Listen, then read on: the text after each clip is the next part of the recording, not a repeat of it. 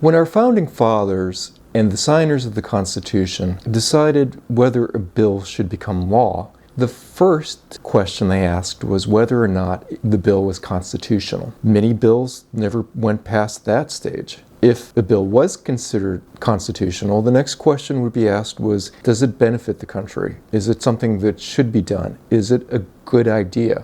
I wanted to bring that up because of a veto from President James Madison back in February of 1811. In the bill, a church in Alexandria, Virginia, an Episcopalian church, wanted to be incorporated. And the benefit of that was to go and help the hungry and the homeless and the poor. President Madison vetoed the bill because of the separation between church and state.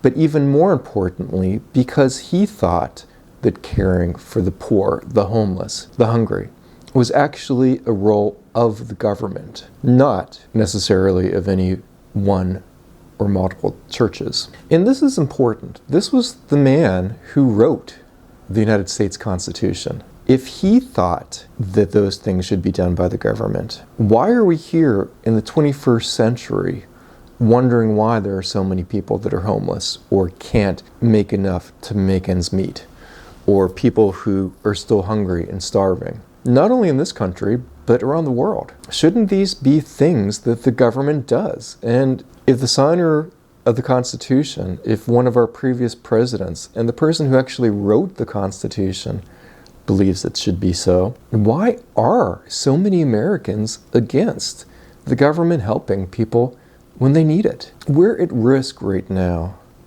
of losing our democracy. And many other countries are in a similar position. America is very polarized. People don't like to talk to each other. Trust is down significantly. There are more suicide deaths than any time in our history, and more substance abuse. And one of the reasons for those things are because we know that we can't depend on our government. If things get bad, it's all on us.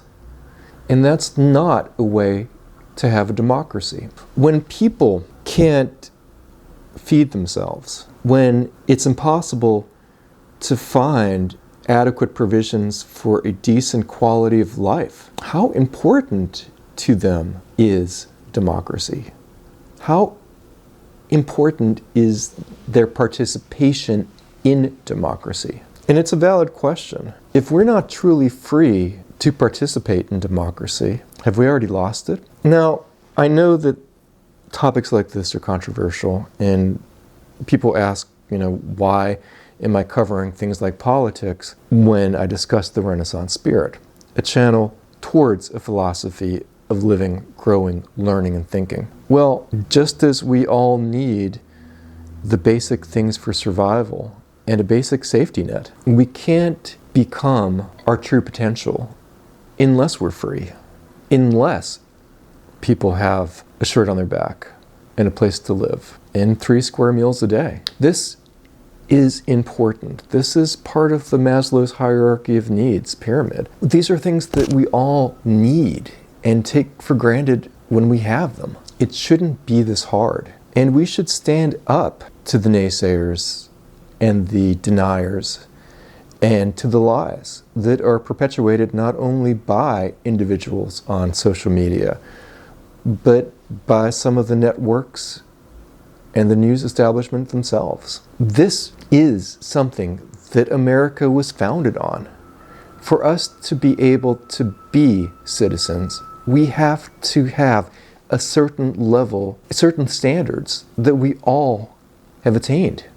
And if we can't attain it themselves, it is the job of the government, as President Madison said, that the government support us to be our better angels, to be reasoned, intellectual individuals, to be people who know what's going on in the world and our own backyard, people with media literacy, people who understand and are engaged and care about what happens not only here but abroad, people who understand that we're all related, we're all 99.9% the same. In that aspect, boundaries and borders are inconsequential. We all, as humans, deserve the same things. The basic level of sustenance to be able to have a decent life. Happiness wasn't guaranteed in the Constitution, nor the Declaration of Independence.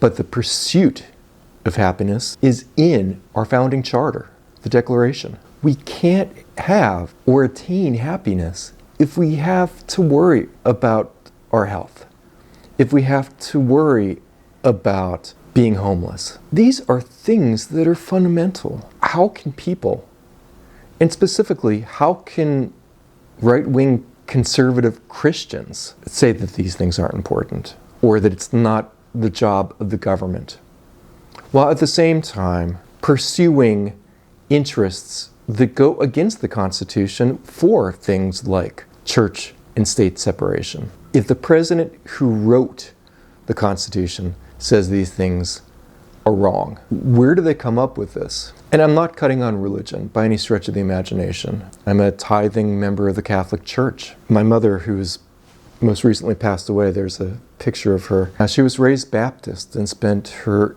childhood in her Baptist church. She only converted to Catholicism for my father when they got married. It's not an issue of a church or an organization, of that matter.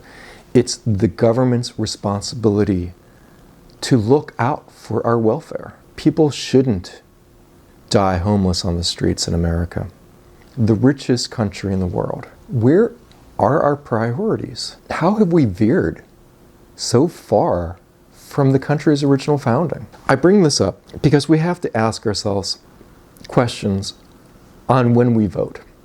And we all should vote, if we're able. Similar to what President Madison did. The first question one should ask is, are we voting for people and for agendas that are constitutional? I mean, right now, it's a perfect question because should Donald Trump be president? Technically, he's already broken the law how many times, including for treason? Constitutionally speaking, he really should not be president. He shouldn't be allowed to run. And are the things that politicians are espousing, are they things that are constitutional? Limiting the right to free speech, limiting the rights of asylum seekers. And I'm not talking about migrants, I'm talking about asylum seekers, people who were actually fleeing their home countries because they're afraid that they could get murdered. There are conventions and protocols that we, as America, helped create after World War II so that these things wouldn't happen. We're currently in a situation right now where almost half of America, conceivably, believes in putting people into power who legally shouldn't be there because of crimes they've committed, who are trying to undermine democracy, undermine our rights, undermine our social safety net. If you can agree that having a certain level of balance in standards in this country for everyone, regardless of your race, your religion, your national origin, if you can agree that those things are important for a democracy, how can you vote for these people? I'm going to be doing a series of videos on this topic for 2024. This could very well be the most important and decisive election in our country's history. We all need to vote, and we have to ask ourselves, are we voting for people that are going to make this country better for everyone, for the human race, for the planet? We're at a precipice, folks. It's going to get a lot worse if things don't get better. Take care. Thank you very much for watching.